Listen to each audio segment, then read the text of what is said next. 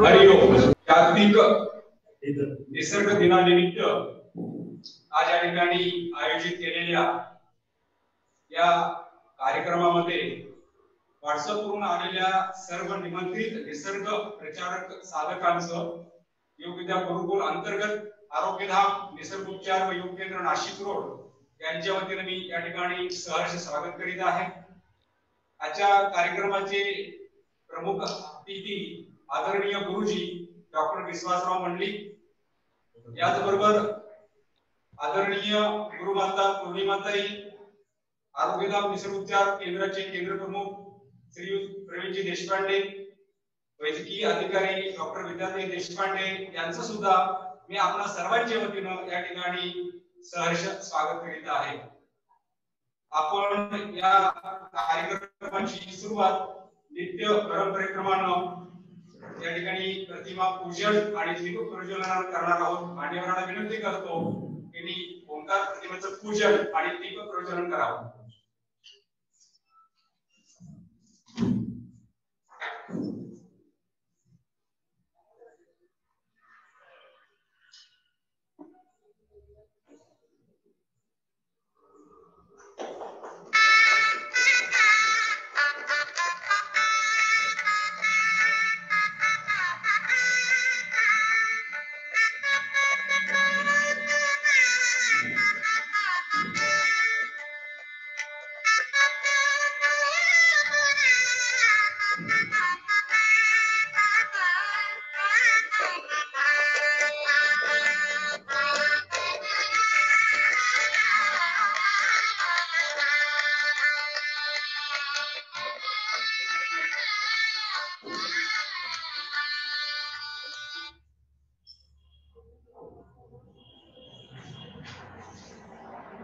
त्यानंतर आपण त्रिवार ओंकार आणि गुरुवंदनेनं या कार्यक्रमाला सुरुवात करतो आहोत. सर्व साधकांना विनंती आहे की त्यांनी सुद्धा पाठीचा ताट, दोन्ही हातांची ध्यान मुद्रा, डोळे अलगद मिटून प्रार्थनेसाठी तयार व्हावं.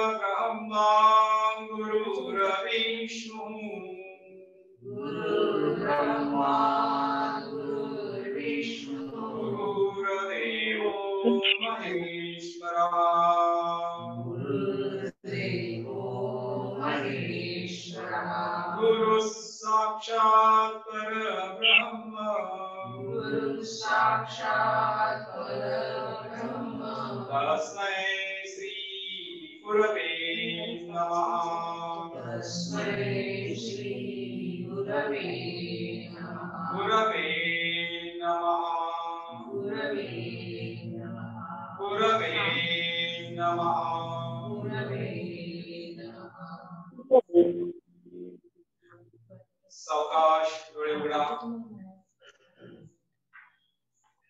आपण नेहमी वेगवेगळे सण उत्सव मोठ्या आनंदाने साजरे करत असतो. तसेच काही दिवस सुद्धा आपण खूप मोठ्या उत्साहाने आनंदाने साजरे करत असतो. बसले इथे तू म्हणाला प्रत्येक एका झोपताना 9 वाजता घेऊन टाक. तसंच त्या दिवसामध्ये आपण ज्या काही नवीन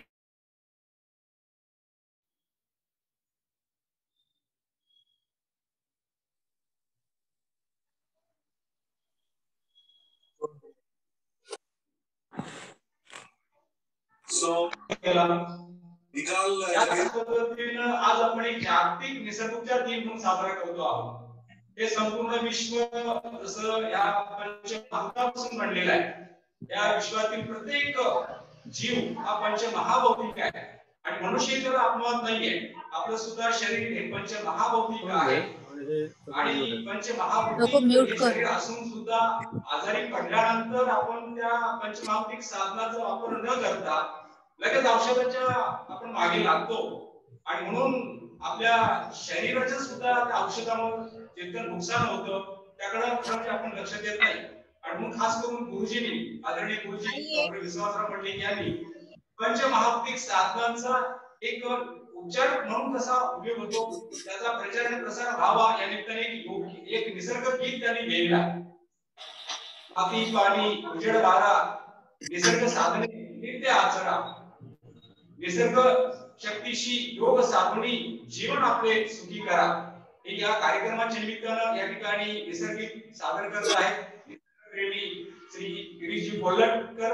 त्यांना विनंती करतो की त्यांनी माती पाणी माती पाणी उजेड वारा माती पाणी उजेड वारा निसर्ग साधने नित्य आचरा निसर्ग साधने नित्य आचरा निसर्ग शक्ती योग साधुनी जीवन अपुले सुखी करा जीवन अपुले सुखी करा. माती पाणी उजेड वारा माती पाणी उजेड वारा भव्य पतारा या विश्वाचा गूढ पतारा या शक्तीचा अगम्य सारा खेळ मनाचा अगम्य सारा खेळ मनाचा निसर्ग शक्ती निसर्ग शक्ती जुळवणी ओळख आपुली आपण करा ओळख आपुली आपण करा. माती पाणी उजेड वारा निसर्ग निर्मित देह आपुला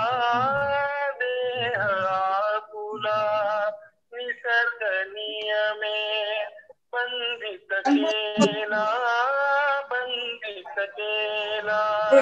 नियम मोडता विकृत झाला निसर्ग नियम नित्य पाळुनी शरीर आपुले स्वस्थ करा शरीर आपुले स्वस्थ करा.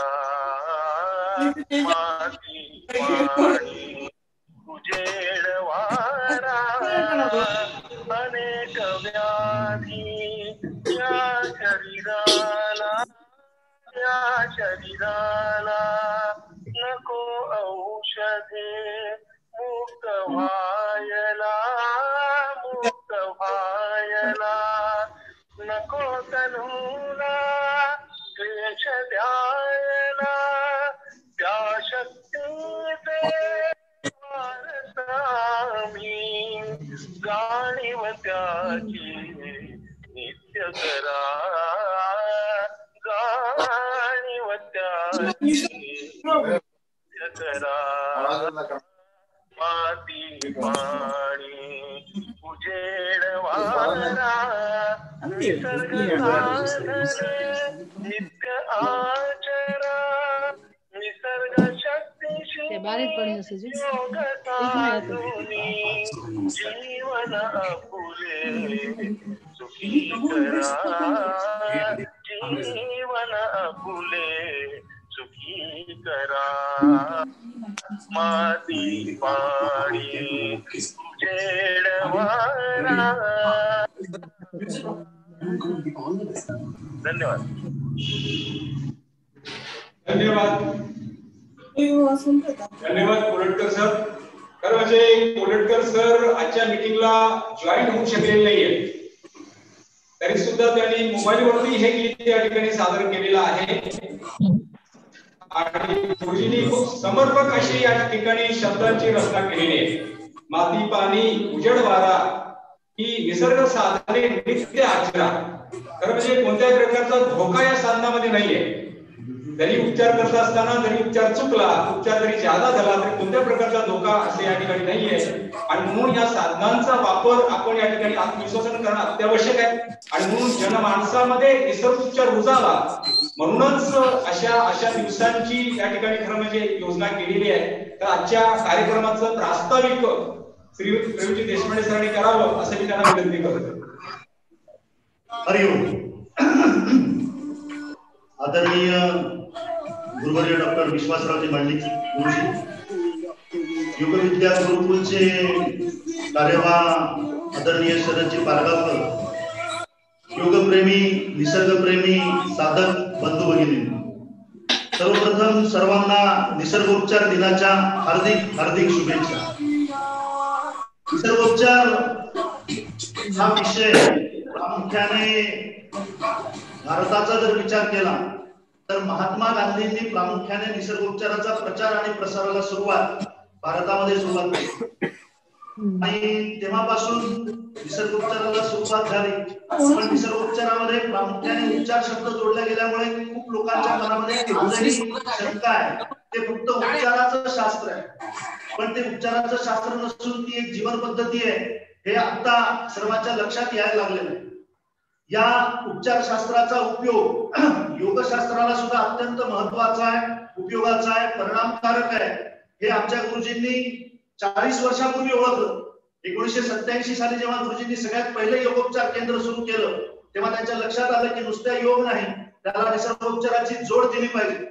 मला वैशिष्ट्य हे सांगायचं आहे की 40 वर्षानंतर भारत सरकारने आयुष नावाचं डिपार्टमेंट सुरू केलं आणि या डिपार्टमेंट मध्ये A for Ayurveda, Y for Yoga and naturopathy, U for Unani, S for Siddha आणि एच फॉर होमिओपॅथी या 5 वैद्यक शास्त्रांचा समावेश करून आयुष या डिपार्टमेंटची स्थापना केली आणि त्याच्या अंतर्गत योग आणि निसर्गोपचाराला एक वेगळं डेस्क निर्माण झालं.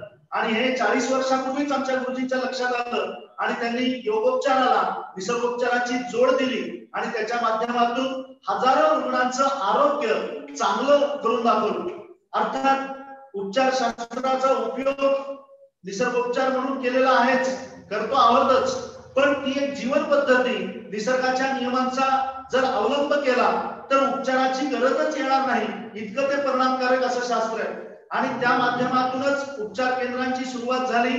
आज भारत सरकार सुद्धा स्वतः पुढाकार घेऊन लोकांना आवर्जून सुचवत आहे की तुम्ही निसर्गोपचार केंद्रात जा, निसर्गोपचार केंद्र सुरू करा.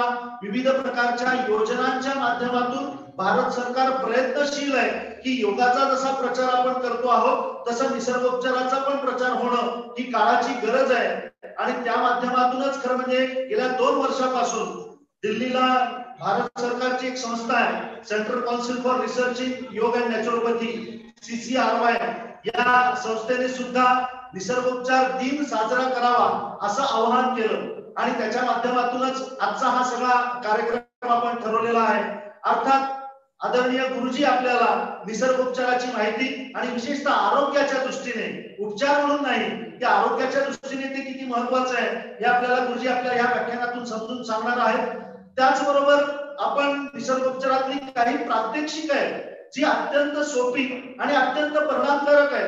ही प्रात्यक्षिक सुद्धा आपण या आताच्या कार्यक्रमामध्ये दाखवणार आहोत, ज्या प्रात्यक्षिकांचा आपल्याला लगेचच आपल्या घरी वापर करता येईल, उपयोग करता येईल. आणि सर्वात शेवटी सगळ्यात महत्वाचं, आपल्या मनात हा सगळा कार्यक्रम बघून काही शंका, काही प्रश्न असतील तर त्याची प्रश्नोत्तर सुद्धा आपल्याला या कार्यक्रमामध्ये आपण शेवटी ठेवणार आहोत. तसंच या कार्यक्रमासाठी आवर्जून पुण्याला निसर्गोपचाराची एक भारत सरकारची संस्था आहे, नॅशनल इन्स्टिट्यूट ऑफ नॅचरोपॅथी. या संस्थेचे प्रमुख डॉक्टर सत्यलक्ष्मी या सुद्धा यांच्याशी आम्ही संपर्क साधला.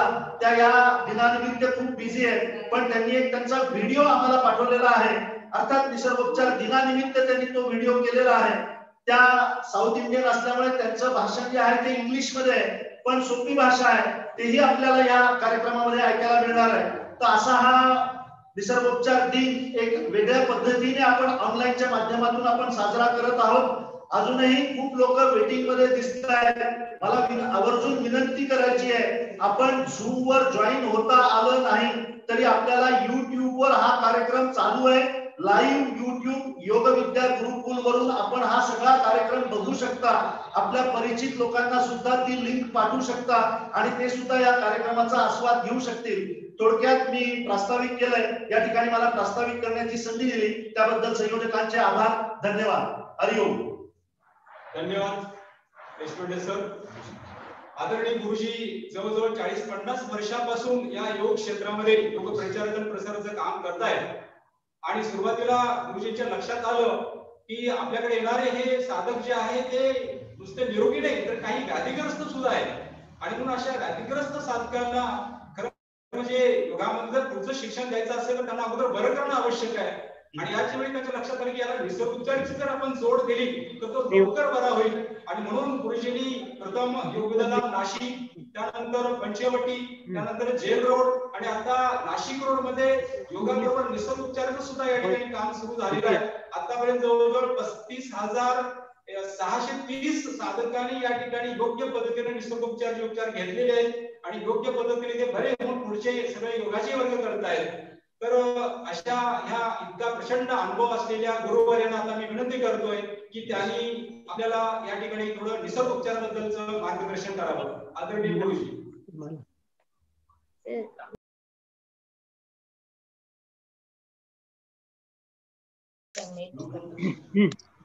हरि ओम. आजचा निसर्गोपचाराचा दिवस आहे. योगाचाही दिवस असतो असा 21 जून आपल्याला माहिती आहे.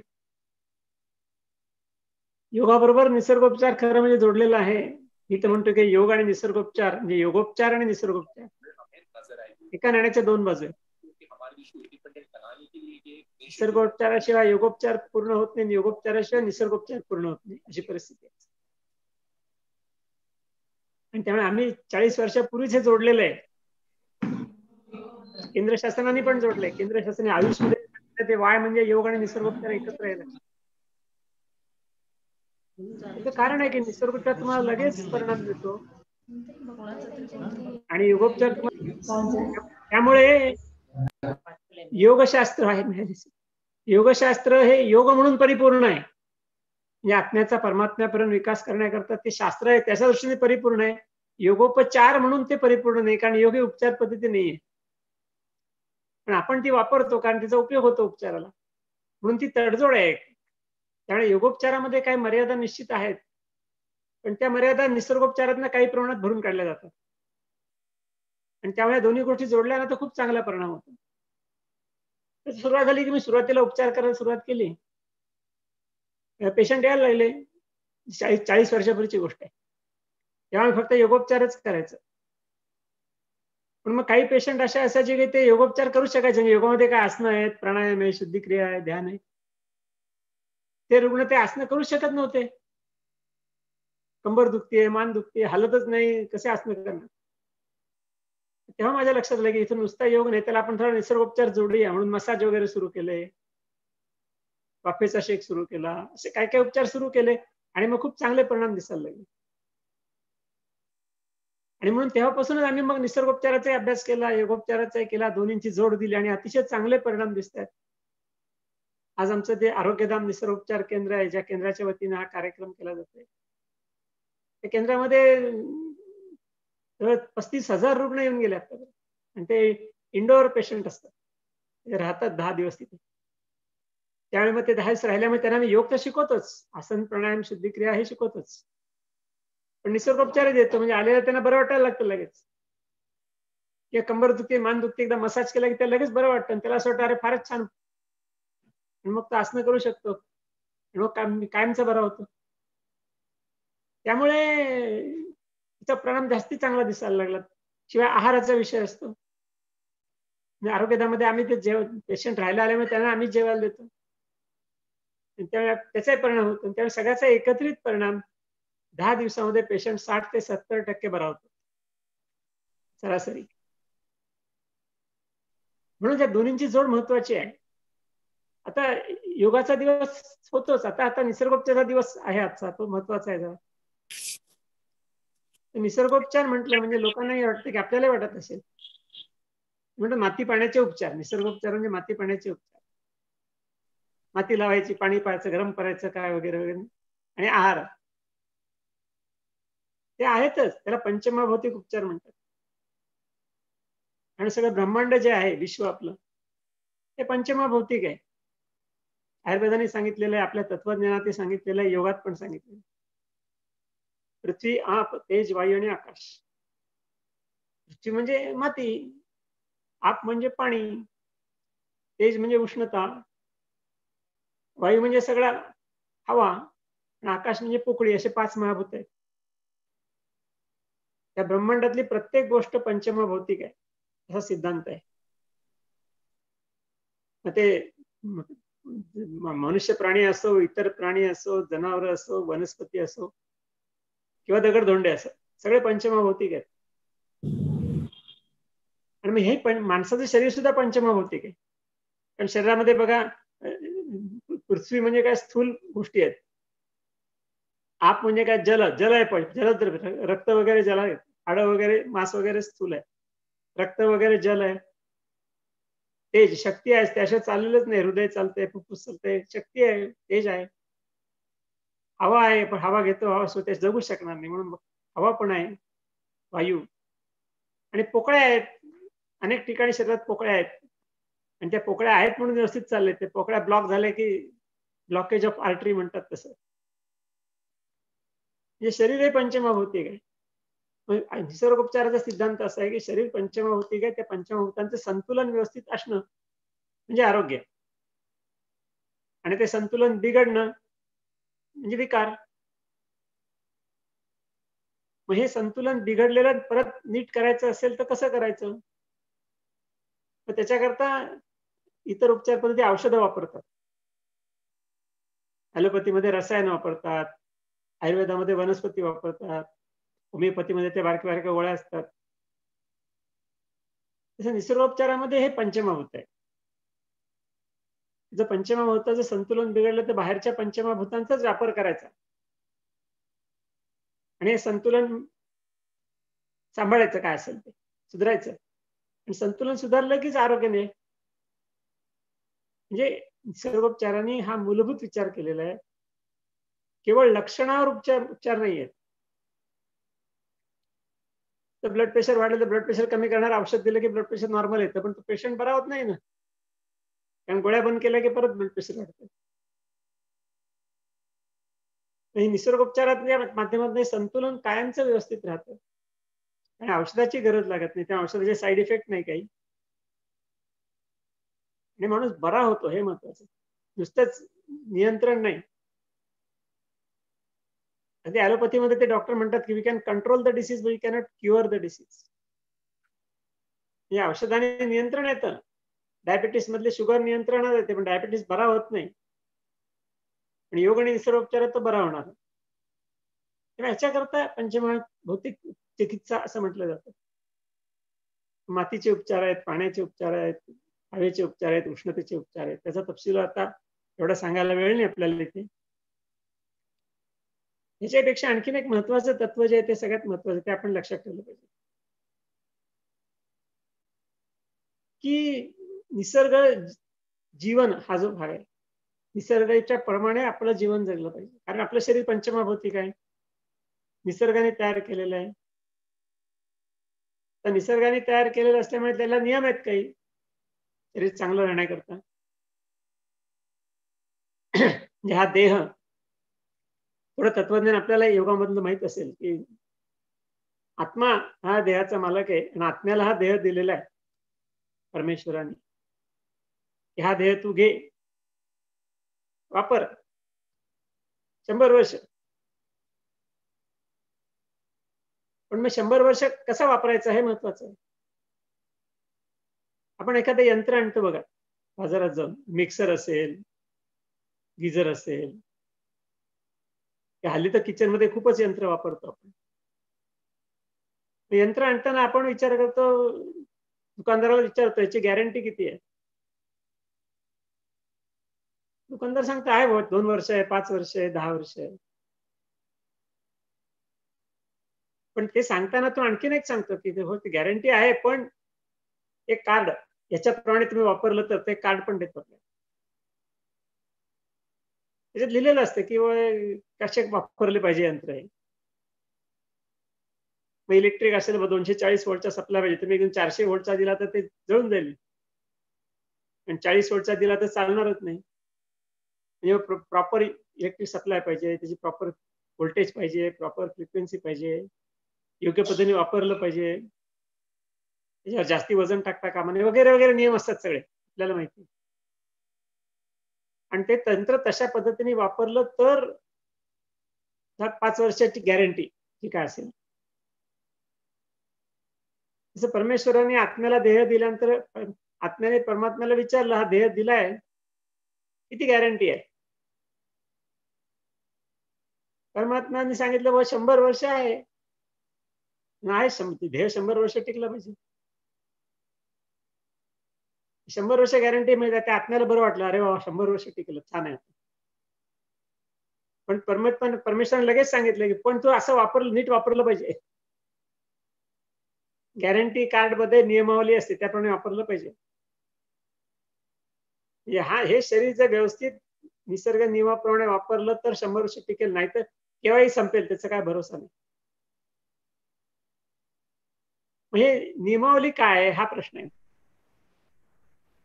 हे नियमावली परमेश्वराने इनबिल्ट दिली आहे, म्हणजे निराळ असं पुस्तक दिलं नाही. बाळाच्या जन्मावर आणखीन एक पुस्तक आलं बा नियमावलीचं, असं काय होत नाही. नियमावली आत्म्याला शिकवून दिली आहे. आणि आत्मा म्हणजे मी ज्याला म्हणतो ना आपण, मी मी मी मी असं वाटतं पण नेहमी, मी म्हणजे आत्मा आहे. त्या मीला सगळं माहिती आहे नियमावली. पण काय होतं, आधी तो नियमावली पाळत असतो मी, पण नंतर तो मोडायला लागतो. आणि नियमावली मोडायला लागल्यामुळे तब्येत बिघडायला लागते. आणि म्हणून निसर्गोपचाराचा सिद्धांत असा आहे की तुम्ही निसर्गाचे नियम मोडले तर तुमची तब्येत बिघडणार. म्हणजे नियमावलीचा अभ्यास केलाय निसर्गोपचाराने, की मीला शिकवलंय पण मी विसरून गेलाय, आता तो सगळ्यांचाच मी विसरलाय. मग ते अभ्यास केला काय नियमावली असेल. ती नियमावलीचे 4 प्रकार आहेत: आहार, विहार, आचार आणि विचार. म्हणजे आहाराचे नियम आहेत, विहार हालचाल आणि व्यायामाचे नियम आहेत, विचार मनात कसे विचार करायचे, आचार आचरण कसं वागायचं, हे सगळे नियम आहेत त्याच्यामध्ये. या सगळ्या नियमाचा अभ्यास केला तर आता तो सगळा अभ्यास म्हणजे निसर्गोपचाराचा अभ्यास आहे, लक्षात. सगळे मी आता काही सांगत बसत नाही, पण काही गोष्टी लक्षात येतील तुमच्या. नियम काय भानगड आहे. किंवा याच्यामध्ये सगळ्यात पहिला आहाराचा नंबर आहे. खाण्याचे नियम सांगितले. एक नियम सांगितलाय, भूक लागली की खायला पाहिजे. म्हणून फारच चांगला नियम आहे, भूक लागली की आम्ही पण खातोच. पण त्यालाच आणखी एक आहे, भूक नसेल तर खाऊ नये, आपण नियम आहे. आपण तो पाळत नाही. भूक असली की खातो आपण, पण भूक भागल्यानंतर पोट भरलं आपण ज्याला म्हणतो, त्याच्यानंतर सुद्धा खातो आपण. तुम्ही जेव्हा आता रिसेप्शनला जाता, सध्या जरा रिसेप्शन बंद आहेत म्हणून आता होतील सुरू. रिसेप्शनला गेलं म्हणजे कसं, कितीचे स्टॉल असतात सगळे. कसं आमच्याकडे 100 स्टॉल आहेत, इतके पदार्थ आहेत खाण्याचे. तिथे आपण थोडेसे पदार्थ खाल्ले की पोट भरतोय, मग आपण बस म्हणतो. पण लगेच दुसरं काहीतरी दिसतं स्टॉल. अरे ती पावभाजी राहिलीच की खायची, मग आणखी खाऊन घेतो. आणखीन मग पाणीपुरी खातो, अमकं खातो, तमकं खातो, पिझ्झा खातो, काय असेल ते. भूक भागल्यानंतर, पोट भरल्यानंतर सुद्धा आपण खातो. ते नियमाच्या विरुद्ध आहे. घरी गेले की आजारी पडतो, डॉक्टरकडे जाऊन उपचार घ्यायला लागतात. अपचन झालं तर खूप खाल्लं. कशाला खाल्लं? नियम मोडला. नियम मोडला की त्रास होणार. तहान लागेल तेव्हा पाणी प्यायचं, तहान नसेल तेव्हा प्यायचं नाही, हा नियम आहे. तहान लागली की पाणी पितो आपण, पण तहान नसताना पाणी पितो, त्याचं काय? पाणी म्हणजे काय? ते काय ड्रिंक, सॉफ्ट ड्रिंक्स. तुम्हाला तहान नाही, काय नाही, कोणी सॉफ्ट ड्रिंक दिली एक बाटली आणून घे बा. तहान नाही तर तुम्ही प्यायला नको, तुम्ही सांगायचं नको मला तहान नाही, मी नाही पिणार. असं होत नाही. आपण म्हणतो फुकट मिळाले ना, घ्या पिऊन. तहान नसताना प्यायला तर त्रास होणार. असे खूप नियम आहेत. नियम सांगत बसलं तर वेळ पुरणार नाही आपल्याला. हे सगळे नियम आम्ही शिकवतो निसर्गोपचाराच्या वर्गामध्ये. जवळजवळ महिनाभर चालतो निसर्गोपचाराचा वर्ग. पूर्ण निवासी असतो, काही अनिवासी पण असतात छोटे छोटे. पण एवढ्या वेळेस सगळं नियम समजून देतो आम्ही. आणि त्यामुळे आमच्याकडे जेव्हा पेशंट येतो उपचार करायला, तर तो सांगतो मला असा हा त्रास आहे, हे त्रास आहे, असं चक्कर येते, अमकं होतं, अमकं दुखतं वगैरे वगैरे सांगतो. लक्षणं, ती लक्षणं सांगितल्यानंतर आम्ही काय विचार करतो, त्याच्यावर उपचार काय करायचे असा विचार नाही करत एकदम. आम्ही असा विचार करतो कुठले नियम मोडलेत. मग त्याला विचारतो, तो सांगतो खरंच की हे पाळलं नाही गेलं माझ्याकडनं. आता एक उदाहरण देतो बघा तुम्हाला आणखी. एक स्थूल व्यक्ती, खूप 80-90 किलो वजन, आमच्याकडे आले पेशंट वजन कमी करायला.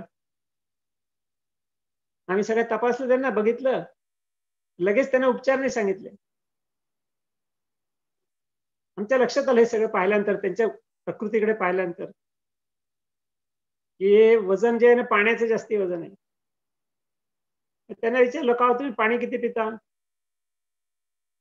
म्हणलं काय 3, 3.5, 4 लिटर होतात दिवसातून. म्हटलं त्यामुळे तर तुमचं वजन वाढलंय. त्यांना कळेच ना, आपण 1 लिटर पाण्याचं वजन 1 किलो आहे. जेवढं पाणी वाढेल आणि शरीरात साठेल तेवढं वजन वाढणार. तर गरजेपेक्षा जास्त पाणी प्यायलं ते साठवणार शरीरात, वजन वाढणार. त्यांना आम्ही फक्त पाणी कमी केलं आमच्या केंद्रात, 3 दिवसात 4-5 किलो वजन कमी झालं. पहिल्या 3 दिवसात. म्हणजे योगाभ्यास झालाच नाही काही, नुसतं पाणी कमी करून 4-5 किलो वजन कमी झालं. ते गरजेपेक्षा जास्ती पाणी प्यायला हा सुद्धा त्रास आहे. कमी पिणं सुद्धा त्रासच आहे. पण असं नियम कुठले मोडले बघायला लागतात. तर सर्दीचा पेशंट आला, काय पण गेले 10 वर्ष सर्दी आमची जात नाही, काही नाही. विशेषतः मुलांच्या बाबतीत लोक पालक घेऊन येतात ना, हा मुलगा 10 वर्ष सर्दीने त्रास आहे, तुला काय औषध घेतलं की तेवढ्या पुरतं बरं वाटतं, पण काय जात नाही सर्दी, खूप त्रास होत आहे. आमच्या लक्षात बघा नियम काहीतरी मोडले असणार, त्याशिवाय बरे होत नाही म्हणजे काय. आम्ही विचारतो का मग दूध किती घेतो हा मुलगा, किंवा तुम्ही किती पाजता त्याला. ते म्हणतात त्याला दूध खूप आवडतं, आम्ही त्याला सकाळ संध्याकाळ 1-1 पेलावर दूध देतो. म्हणजे बरोबर आहे, सर्दी असेल तर दूध प्यायचं नाही हा नियम आहे, हा मोडला त्याने. सर्दी असताना दूध पितोय तर सर्दी बरी कशी होणार? दूध बंद करायला पाहिजे तर सर्दी बरी होईल. दूध जर बंद नाही केलं ना तर कुठलेही उपचार केले तरी सर्दी बरी होणार नाही.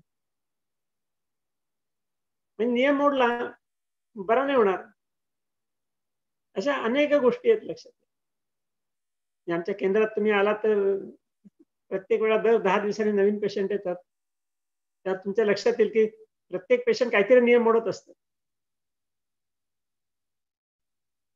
आता मानदुखीवाले पेशंट येतात,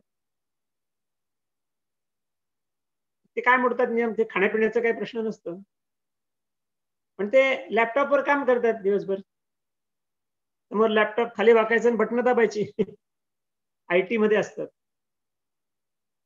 म्हणजे सारखं मान पुढे वाकू नये हा नियम आहे, मधनं मधनं मागे वाकवायला पाहिजे हा नियम आहे, हा पाळला जात नाही, मग मानदुखी सुरू होते, सर्वायकल स्पॉन्डिलायटिस. आम्ही मान मागे वाकायला शिकवतो म्हणजे तो बरा होतो. हे प्रत्येक ठिकाणी काही खाण्याचे नियम असतात, काही विहाराचे असतात, नाही चालणं करणं व्यायाम वगैरेचे असतात, काही आचरणाचे पण असतात. अगे आमच्याकडे एक वैद्य पण यायचे असे उपचार द्यायला, म्हणजे पेशंटला. तर तेव्हा एक पेशंट आला होता, त्यांनी काहीतरी तक्रारी सांगितल्या. ते म्हणले तुला बरं करायला काय अडचण नाही म्हणे, पण माझं मी एक सांगतो ती गोष्ट तू पाळणार असेल तर बरं होशील, नाही तर नाही होणार. काय तेवढे पैसे खायचे नाहीत. तर एका डिपार्टमेंटमध्ये ऑफिसर होता, जेव्हा पैसे न खाणं नियम आहे आरोग्याचा, पण तो मोडत होता. मग ते म्हणले ते नियम पाळणार असशील तर बरं होशील, नाही तर नाही होणार. असे प्रत्येक बाबतीत मनातल्या विचारांचे पण नियम आहेत लक्षात, की नेहमी चांगले विचार केले पाहिजेत, होकारात्मक विचार केले पाहिजेत. काही नकारात्मक विचार करतात, हे जमणारच नाही, हे होणारच नाही, हे फार अवघड आहे, मला कसं जमणार, याचा काय उपयोग आहे, असे नकारात्मक विचार असतात. ते बरे नाही होत. विचार बदलले की मग त्याच्याकरता योग सांगतो, योगाने नकारात्मक विचार जातात सगळे. म्हणजे काही नकारात्मक, अगदी एक शेवटचं उदाहरण देतो आणि थांबतो, कारण माझ्याकडे खूप उदाहरणं खूप आहेत, ऐकण्यासारखी पण आहेत. आमच्याकडे दर 2-3 महिन्याने एखादा पेशंट येतो की तो आत्महत्या करणार असतो. म्हणजे इतका नकारात्मक विचार असतो की तो म्हणतो मी आता आत्महत्याच करतो. तो आम्हाला सांगतो सुद्धा आल्या दिवशी, काय मला काय वाटत नाही असं याच्यात, मला आत्महत्या करावीशी वाटते. मी त्याचा करायची असेल तर कर, पण आम्ही केंद्रामध्ये नको करू, तुझ्या घरी गेल्यावर तर काय करायचं. पण आम्ही उपचार सुरू करतो सगळे योगाचे, याचे त्याचे. आणि 10 दिवसांनी शिबिर संपताना त्याला विचारतो, काय रे भाऊ आता घरी गेल्यावर करणार का आत्महत्या? म्हणतो नाही आता नाही करणार, आता मला छान वाटतंय, आता घरी गेल्यावर मी सगळं नोकरी करणार, पैसे कमवणार, संसार करणार, सगळं व्यवस्थित करणार. हे विचार बदलले बघा, नकारात्मक विचार होते म्हणून विकार झाले, बराच होत नव्हता, आता सुधारला एकदम. या सगळ्या गोष्टी आहेत की नकारात्मक विचार करणे चुकीचं आहे. म्हणून असे नियम आहेत सगळे निसर्गोपचाराचे, आणि ते पाळले तर आरोग्य सुधारतं, ते मोडले तर आरोग्य बिघडतं. म्हणून आरोग्य सुधारायचं असेल तर पहिले नियम पाळले पाहिजेत, आणि मग मगाशी सांगितलं ते पंचमहाभौतिक उपचार आहेत, मग त्याचे उपचार ते आणखी जोडायचे, त्याला लवकर बरा होतो पेशंट. त्याला माती पाण्याचे उपचार म्हणतात, ते पुष्कळ आहेत. आणि माती पाणी म्हणजे फुकट आहे सगळं, लक्षात घ्या. त्याला काही विकत आणावं लागत नाही. म्हणून सगळ्यात सोपं आहे, नियम पाळणं पण सोपं आहे, कारण नियम मोडण्यामध्ये आपल्याला जास्ती कष्ट असतात, आपल्याला जास्ती खर्च असतात आणि कष्ट असतात. नियम पाळण्यामध्ये खर्चही कमी आणि श्रमही कमी आहेत, आणि उपचारही सोपे आहेत. म्हणून तर निसर्गोपचार सोपा आहे. तर स्लिप डिस्कच्या पेशंटला बाहेर जर ऑपरेशन करायचं म्हटलं तर 2-2.5 लाख रुपये लागतात, आणि आमच्या इथे केवळ योगासनं करून तर बरा होतो, थोडासा मसाज बेसस आणि योगासनं करून. जे ऑपरेशन टळलेलं आहे, ऑपरेशन सांगितलेल्या 100 पेशंट पैकी 95 लोकांचं ऑपरेशन टळलंय मणक्याचं. 5 लोकांचं खूप बिघडलं होतं, त्यांचं करावं लागलं, अशी परिस्थिती आहे. हा निसर्गोपचार लक्षात घ्यायचा, हा म्हणून आपल्या सगळ्यांच्या कल्याणाचा आहे. म्हणून आपल्या भारताला तर सगळ्यात स्वस्त गोष्ट तर पाहिजेच आहे ना आपल्याला. डॉक्टरची महागडी औषधं किती वाढलेत बघा आता, परवडतच नाही. एवढं करून पुन्हा तात्पुरता परिणाम आणि साईड इफेक्ट जास्ती. निसर्गोपचारामध्ये औषधं नाहीच, फुकट सगळे उपचार, साईड इफेक्ट काही नाही, म्हणजे पॉझिटिव्ह साईड इफेक्ट, चांगले side effect, bad side effect काही नाही, आणि कायमस्वरूपीचे उपचार सोपे, पुन्हा खर्च नाही. त्यामुळे निसर्गोपचार हा अतिशय आवश्यक आहे. म्हणून आमचं म्हणणं असं आहे की आपण पहिल्यांदा निसर्गोपचार केला पाहिजे. काही झालं तरी, कुठली तब्येत बिघडली पहिला निसर्गोपचार करा. त्याने नाही बरं झालं तर मग औषध. लोक काय करतात, सगळं खर्च करतात, सगळे औषधं घेतात, आणखी बिघडून ठेवतात आणि मग निसर्गोपचार केंद्रात येतात. ती बरी करणं जरा अवघड आहे. आम्ही करतो नाही असं नाही, पण पहिला निसर्गोपचार करा. बरंच झालं तर सर्दी झाली खूप तर डॉक्टरकडे जाऊन औषध घ्यायचं, तुम्ही कोबीची वाफ घ्या. घरात कोबी असतो, कोबीची वाफ घ्या. सर्दी बरी झाली, डॉक्टरकडे जायची गरज नाही, औषध घ्यायची गरज नाही, त्याचे साईड इफेक्ट घ्यायला नको. आधी निसर्गोपचार करा. अगदी नाहीच बरं झालं तर मग आहे ना शेवटी औषधं, नाही तसं नाही येत. सर्जरी करायला लागतच नाही असं नाहीये, पण आधी निसर्गोपचार करावा आणि मग इतर उपचार पद्धती आवश्यकता असेल तर. आमचा अनुभव असा की इतर उपचार पद्धतीकडे फारसे वळावं लागत नाही, अगदी काही एक्सेप्शनल केसेस सोडल्या. तेव्हा असं एकूण निसर्गोपचार खूप चांगला आहे, बोलण्यासारखं खूप आहे. पण ह्या निसर्गोपचार दिनाच्या निमित्ताने त्याचे काही महत्वाचे विचार आपल्यापुढे मांडलेत. हे विचार मांडायला मला संधी मिळाली, त्याबद्दल संयोजकांना धन्यवाद. हरि ओम.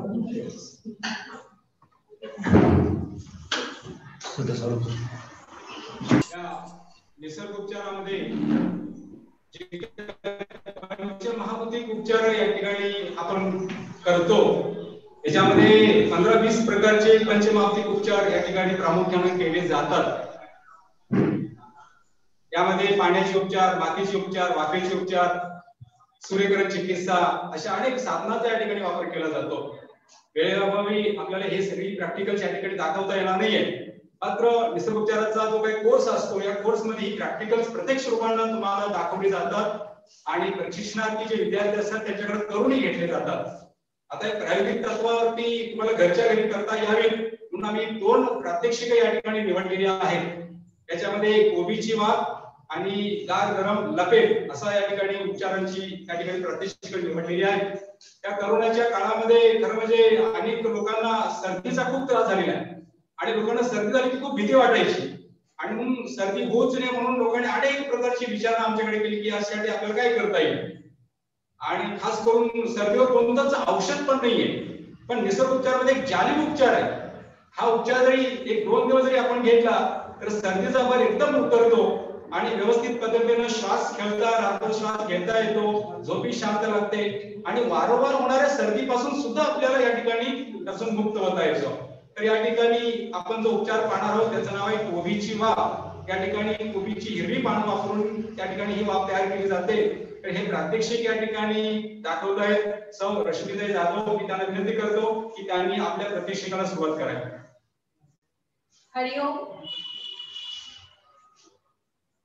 आज हम जो प्रात्यक्षिक सीखने जा रहे हैं वो है यानी 5 महाभूतों में से एक महाभूत है पानी। तो पानी की सहायता से ये उपचार किए जाते हैं और इसका भाप तैयार करते हैं और वो भाप से हम इसका उपचार लेते हैं। तो आज अभी का जो उपचार है वो है कोबी के भाप यानी कैवेज थी। तो कोबी के भाप के लिए पहले हमें साहित्य चाहिए आपको। जो हम बाजार से कोबी खाने के लिए लाते हैं, ऊपर का जो हरा पत्ता है वो हम फेंक देते हैं, ये ऐसे जो है। तो ऐसी बड़े बड़े 5-6 पत्ते लेना है, उसको अच्छी तरह पहले धो लेना है। धोने के बाद उसको गोल करनी है और उसको अच्छी तरह से खींचनी में खींच लेना है और वो खींच जो है वो 1 बाटी होनी चाहिए। तो कोबी के भाप खींचते समय आपका 1 से 1.5 लीटर पानी, गर्म पानी उबालने के लिए रखना है एक पतीले में है। और वो पानी उबालने के बाद जो कोबी हम खींच के रखे हैं वो उबाले हुए पानी में डाल देंगे और उसको 3 मिनट हमें उबालना है। ये बात ध्यान रखें कि 3 मिनट उबालना है। इसको अगर हम 5 मिनट और ज्यादा 5-10 मिनट अगर उबालने लगे तो इसकी जो भी भाप तैयार होते हैं उसमें से आधा सत्व मर जाते हैं। इसीलिए 3 मिनट उबालने के बाद उसका भाप पूरा तैयार हो गया। और जब भी भाप हम कोबी के खींच डालते हैं उस समय ढक्कन जो है वो बंद रखना चाहिए। पानी पहले उबालने के लिए हमने रख दिया ढक्कन सहित और जब पानी उबलने लगे उसी समय किसा हुआ जो कोबी है वो डाल देना है। 3 मिनट अच्छी तरह उबालने के बाद वो कोबी के भाप हम ले सकते हैं। तो अभी हमने भाप तैयार के रखे हैं, वो भाप कैसे लेते हैं अभी हम पहले देखेंगे।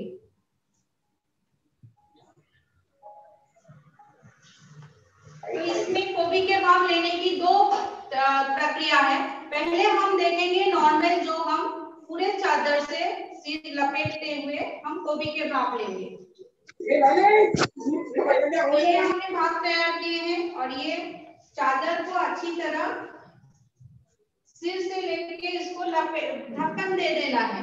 और इसी समय पेशेंट को बोलना है कि ये नैपकिन जो छोटी है उसको हल्का हमें ढक्कन निकालना है। ढक्कन निकालने के बाद नाक और मुंह से भाप लेंगे, फिर ढक्कन बंद करते हुए श्वास हम छोड़ेंगे और आंखें बंद करते हुए।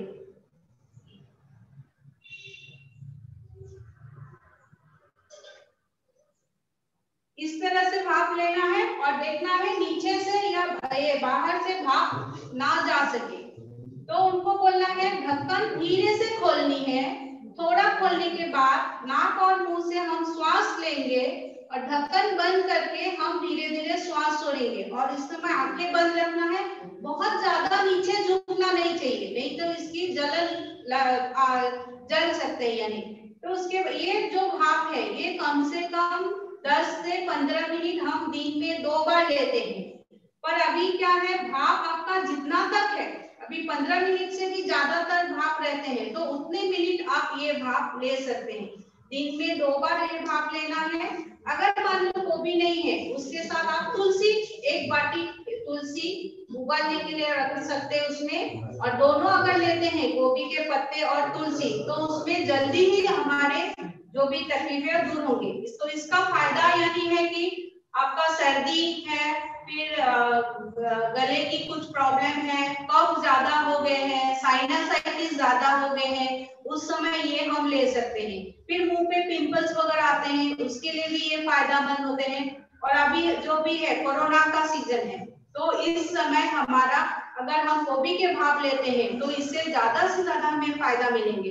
अगर अंदर के कीटाणु भी है तो वो भी कीटाणु नष्ट होने में मदद मिलते हैं। तो इसमें एक बात ध्यान रखना है कि जिनको हीट की प्रॉब्लम है या मुंह से पिंपल से पानी आ रहे हैं, उनको ये नहीं लेना है।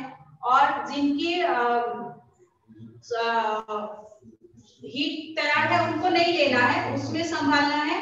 और ज्यादा नीचे हम नहीं झुकना है, उसको ध्यान देना है। तो ये अभी जो है हम नॉर्मल इस तरह से ले सकते हैं। इसके साथ साथ और एक है जिनको गर्दन की तकलीफ है, तो वो कैसे लेंगे एक बार उसको भी हम देखते हैं।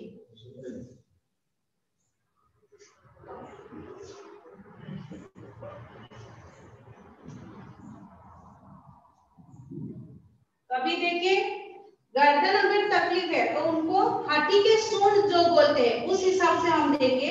तो इसको सामने इस तरह से रखनी है और इसको इस तरह से रखनी है। इस पीछे की तरफ आप पीना कर दो तो ये आराम से खुद ले सकते हैं। तो इसको इस हिसाब से एक हाथी के सूंड होते हैं। और उसके बाद आप नैपकिन चाहे आप अंदर से लो, नहीं तो ये हाथ से इसको थोड़ा खोल के रख सकते हो। तो इसमें अभी क्या है, हमारा गर्दन सीधा है, तो आप ढक्कन थोड़ा अगर खोल के रखते हैं, खोल के अगर रख देते हैं तो भी चलता है। तो अंदर से धीरे धीरे भाप आते हैं, पर ध्यान रखना है ये नीचे से और ये साइड से यानी भाप ना जा सके, इसका ध्यान रखना है। तो ये भी भाप इस हिसाब से, जिनको गर्दन की तकलीफ है वो इस तरह से लेना है। तो थोड़ा ढक्कन खोल के लेना है, फिर ढक्कन आप बंद कर सकते हो। अगर इस तरह से लेते हैं तो थोड़ा खोल के अगर 15 मिनट तक आप रखते हैं तो इसमें इसका हमें फायदा मिल जाते हैं। तो इस तरह से दिन में 2 बार लेना है। ज्यादा सर्दियों की तकलीफ है तो आप दिन में 3 बार लेना है। सुबह ले सकते हैं, दोपहर ले सकते हैं, और आपको सोने से अगर पहले हम लेते हैं तो इसका फायदा हमें मिलते हैं। पर ये भाप लेने के बाद तुरंत बाहर हवा में नहीं जाना चाहिए, इसलिए आप नाक और मुंह पे एक मफलर या उलन कपड़ा से आप लपेट करके लेना है। फैन चालू है, उसके नीचे आपको भाप नहीं लेना है, तो इतना ध्यान रखना है। और भाप लेने के कम से कम 10-15 मिनट आराम करनी है, यानी बाहर नहीं जाना है, या आप शवासन ले सकते हो। तो इसमें गोभी के पत्ते नहीं है, पहले मैंने बताया। पत्ते अगर नहीं है तो आप तुलसी के पान भी इसमें डाल सकते हो। हरिओम। आताच आपण कोबीची आणि तुळशीची वाफ कशा घ्यायचं याचं प्रात्यक्षिक पाहिलंय. बऱ्याच वेळेला आपण मंडईत जर गेलात तरी कोबीची जी वरची हिरवी पानं असतात ती अक्षरशः फेकून दिली जातात. पण हीच फेकलेली पानं खरं म्हणजे आपल्या या ठिकाणी कामाची येतात. त्याबद्दल एक मला खरं म्हणजे एक अनुभव सांगायचा आहे की मध्यंतरीच्या काळामध्ये एका 24 वर्षाच्या मुलाचा खूप मला सर्दीला खूप तो वारंवार हैराण व्हायचा. 3-4 महिने जवळजवळ तिची सर्दी चालू होती. अनेक उपचार करून सुद्धा त्याची सर्दी कमी होत नव्हती. कारण फक्त एक 7 दिवस या कोबीच्या वाफेचा प्रयोग केला आणि आज तागायत त्याला सर्दी बिलकुल झालेली नाहीये आणि त्याच्या दोन्ही नाकपुड्या खरं त्याचा उघड्या आहेत आणि व्यवस्थितपणे त्याचा श्वास चालू आहे. तर असा एकदम साधा सोपा घरच्या घरी करता येण्यासारखा हा उपचार आहे. आपण आपल्या घरातल्या लोकांना सुद्धा हा उपचार देऊ शकता. फक्त सांगितल्या पद्धतीने काळजी की वाफ घेतल्यानंतर लगेच बाहेरच्या हवेमध्ये जाऊ नये. रात्री झोपण्याच्या अगोदर जर आपण वाफ घेतली तर त्याचा अधिक चांगला फायदा होतो. यानंतर दुसरा आपण या ठिकाणी प्रात्यक्षिक पाहत आहोत. त्याचं नाव आहे गार गरम लपेट. या ठिकाणी गार म्हणजे थंड पाण्यात बुडवलेली एक कॉटनची पट्टी आहे आणि गरम म्हणजे उलनचं कापड या ठिकाणी आहे. या दोन्ही साधनाचा वापर करून या ठिकाणी हा उपचार केला जातो. या ठिकाणी आता उपचार आलेले आहेत. मी त्यांना विनंती करतोय की त्यांनी गार गरम उपचाराचा प्रात्यक्षिकाला सुरुवात करा. हरिओम. गुरुवर्य विश्वासराव मंडलिक, गुरुमाता पौर्णिमाताई, आदरणीय बारगावकर सर, देशपांडे सर, सर्व ज्येष्ठ आणि श्रेष्ठ कार्यकर्ते योगविद्या गुरुकुलचे, योगविद्या धामचे आणि सर्व निसर्गोपचार प्रेमी बंधू भगिनी. आजचा जो उपचार आपण पाहणार आहोत तर तो ह्या सीझनला जास्त त्रास जे विकार देतात त्या विकारासाठी अतिशय उत्तम असा गुरुजींनी जे पंचमहाभौतिक चिकित्सा सांगितली त्यातले आप म्हणजे पाणी, पाण्यापासून उपचार घरच्या घरी देण्याचा उपचार म्हणजे गार गरम लपेट. तर ह्या उपचारासाठी आपल्याला 2 पट्ट्या घ्यायच्या. एक आहे ही कॉटनची 4 इंच लांब, 4 इंच रुंद आणि 5 ते 6 फूट लांब अशी ही पट्टी. आता ही पट्टी आपल्याला सहज कुठे मिळेल तर आपल्या साडीचा जो फॉल आहे, कॉटनचा फॉल हा घ्यायचा. आणि दुसरा आहे उलनची पट्टी. आता ही उलनची पट्टी, उलनचा कपडा जर असेल तर चांगले, तो पण तसाच घ्यायचा आहे. 4 इंच रुंद आणि 5 ते 6 फूट लांब सेम असे ह्या 2 पट्ट्या घ्यायच्या. आता हा उलनचा कपडा जर नसेल तर आपल्या घरातला मफलर किंवा स्टोल असतो मुलींचा, तो पण चालेल तुम्ही घेतला. हा जो कॉटनचा कपडा आहे हा गुंडाळायचा आहे आणि याची गुंडाळी करून पाण्यात बुडवायची. साधं पाणी, याची गुंडाळी करून घ्यायची आणि गुंडाळी केल्यानंतर साध्या पाण्यामध्ये बुडवून घ्यायचं. आता यामध्ये जर कुणाला प्रश्न असतील तर तुम्ही चॅट बॉक्स मध्ये टाकायला हरकत नाही. आजच्या सगळ्या कार्यक्रमाचे प्रश्न तुम्हाला प्रश्नांची उत्तरं दिली जातात. हे पाणी आहे आणि साधं पाणी आहे, म्हणजे अगदी बर्फाचं पाणी वगैरे नाही, टॅप वॉटर म्हणतो किंवा नळाचं साधं पाणी, त्यामध्ये ही बुडवून घ्यायची पट्टी. पूर्ण भिजवायची आहे चांगली. चांगली भिजल्यानंतर तिला पिळून घ्यायची.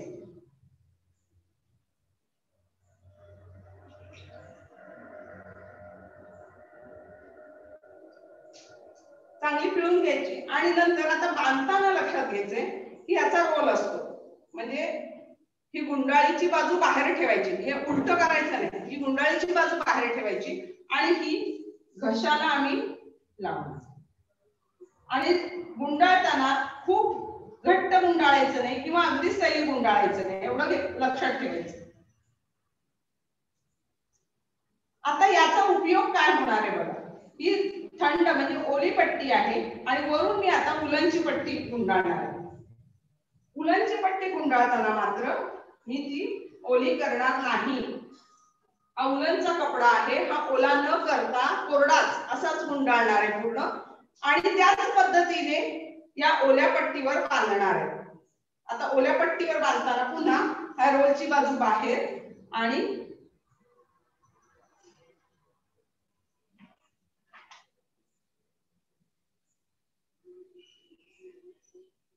पूर्ण रोल बांध, म्हणजे आतमध्ये ओली पट्टी आहे आणि बाहेरून कोरडी पट्टी. आता याचा उपयोग कुठे होणार आहे. जर घशामध्ये खवखव असेल खोकला असेल, आता कोविडचे नंतर कोविड ज्यांना होऊन गेलाय तर त्यांना काय आहे की पोस्ट सिम्पटम्स किंवा नंतरचे जे तक्रारी आहेत त्या काय, तर घशात सतत खवखवतं, खोकला चालू आहे, त्यांच्यासाठी याचा उपयोग होतो. टॉन्सिलायटिस, ज्यांना टॉन्सिल्स वाढलेले आहेत त्याच्यासाठी याचा उत्तम उपयोग होतो. त्यानंतर ज्यांना फॅरिंजायटिस म्हणतो किंवा घशाचा, तुम्ही थोडक्यात लक्षात ठेवा की घशाचा कोणताही त्रास असो, घसा खवखवतो, घसा दुखतो, आज मला जरा काहीतरी खाल्ल्यामुळे खवखवल्यासारखं वाटतं किंवा मला खोकला खूप दिवस झाले जातच नाहीये, तर त्यांच्यासाठी ही लपेट बांधायची. आता ही लपेट किती वेळ ठेवणार, तर 1 ते 2 तास ठेवायला हरकत नाही. 1 ते 2 का म्हणते, तर ज्यांना त्रास आहे त्यांची लपेट लवकर कोरडी होते, म्हणजे आत जे ओली बांधलेली ती लवकर कोरडी होते. कोरडी झाली की काढून टाकायला हरकत नाही, मग त्यांना 1 तासाभरात कोरडी होते. ज्यांना त्रास कमी प्रमाणात आहे त्यांना जवळजवळ 2 तास ही ठेवल्यानंतर कोरडी होते. तर इन्फेक्शन सगळं जे आहे ते ओढून घेण्याचं काम लपेट करतात. आणि बाहेरच्या लपेटमुळे ते बाहेरच्या वातावरणामुळे ती लपेट होऊ नये म्हणून बाहेरून आपण गरम त्याला लपेट गुंडाळणार, सगळं इन्फेक्शन ओढून घेण्याचं काम करणार. अँटी इन्फ्लेमेटरी म्हणून पण उपयोग होणार, म्हणजे आत कुठे सूज आहे, घसा लालसर होतो किंवा घशामध्ये दुखतं किंवा घसा सुजतो, तर तिथे देखील याचा उपयोग होतो. आणि हे लगेचच्या लगेच करून बघायला सुद्धा हरकत नाही, कारण याचा उपयोग आम्ही निसर्गोपचार केंद्रात नाही करत, तर याचा उपयोग आम्ही जेव्हा फिरतीवर असतो, ट्रेन मधून चाललो किंवा बस मधून जातो, प्रवास बरेच चाललेले असतात, आमचे कार्यक्रम निरनिराळ्या ठिकाणी असतात, आणि त्यावेळी जर कोणीही त्या बसमध्ये किंवा त्या ट्रेन मध्ये खोकत असेल किंवा लहान मुलं खोकत असतात, तर आम्ही लगेच काय करतो, तर तिथे तर अगदी सोपा उपाय काय, रुमाल असतं त्यांच्या आईचे, तर रुमाल घेऊन ओला करायचा, कॉटनचा असतो, त्याची अशी पट्टी बनवून हलक्या हाताने त्याला गुंडाळायचं, आणि आईचा स्टोल किंवा वडिलांचा मफलर असतो तो त्याच्यावर लगेच, म्हणजे 5 मिनिटात मुलगा खोकायचा थांबतो. तर हे प्रयोग हा करून घरी बघायला हरकत नाही, खूप सोपा आहे आणि कोणतेही साईड इफेक्ट्स नाही. असा ही लपेट दिवसातून 2-3 वेळा बांधायला हरकत नाही. 3 वेळा, ज्यांना जास्त त्रास असेल त्यांनी 3 वेळा बांधा. सकाळी बांधायची, कोरड्या झाल्या की काढून टाका, म्हणजे 1 ते 1.5 तासात कोरडी होते, कोरडी झाली की काढून टाका, परत दुपारी, पुन्हा रात्री. आता रात्री एकदा बांधून जर समजा खूप खोकलायचं आणि बांधतात आणि झोप लागली तरी काही हरकत नाही, फक्त बांधताना खूप टाईट बांधू नका, तेवढी काळजी घ्या. आणि ह्याला साईड इफेक्ट नसल्यामुळे कुणालाही कधीही बांधली तर चालेल. कायम आपल्या प्रवासाच्या बॅगेमध्ये हे ठेवा. जे लेक्चरर्स आहेत तर त्यांच्यासाठी तर ही खरंच गुरुजींनी दिलेली देणगी आहे, कारण जेव्हा तुम्ही खूप वेळ बोलता, सलग 3 तास, 4 तास, 5 तास, तर त्यावेळी हॉर्सेस ऑफ व्हॉइस, म्हणजे घसा घोगरा होणं किंवा आवाज घोगरा होणं असं होतं, तर तिथे देखील याचा खूप चांगला उपयोग होतो. आणि हा उपयोग होत असल्यामुळे तुम्ही नियमित ही लपेट वापरत जा, त्याचा खूप चांगला उपयोग होईल. गायकांसाठी पण ह्याचा खूप चांगला उपयोग होतो, म्हणजे जे गायक आहेत त्यांनी खरंच हे लावा आणि खरं फोन करून सांगा की कसं वाटलं ते, किंवा ज्यांना आता घशात खवखव आहे, कारण आम्हाला खूप फोन येतात की आमचं कोविड पॉझिटिव्ह होतं, झालं ऍडमिट, सगळं झालं, आता घरी आलं, पण घशाची खवखव नाही थांबत आहे, किंवा आता चकली चिवडा खाऊन बरेच जण असाल तुमच्यापैकी की सगळं खायचं तर आहे, घसा तर खवखवतो, काय करू, हे बांधा, आणि मग खायचं की नाही ते तुम्ही ठरवा, पण हे बांधायला लागा. तुमच्या लक्षात येईल त्यांनी लगेच, म्हणजे लगेच तुम्हाला 2 दिवसात इफेक्ट होईल. 2 दिवस मी जास्तच सांगितले, तुम्हाला एकदा बांधलं की कळेल आपल्याला काय जादू होती. तर हा सोपा उपचार तुम्ही वापरायला हरकत नाही. तुम्हाला कुणालाही कोणतेही प्रश्न असतील तर आपल्या चॅट बॉक्स मध्ये टाका, त्याची उत्तरं दिली जातील. मला इथे बोलण्याची संधी दिली त्यामुळे जाधव सरांचे धन्यवाद. हरिओम.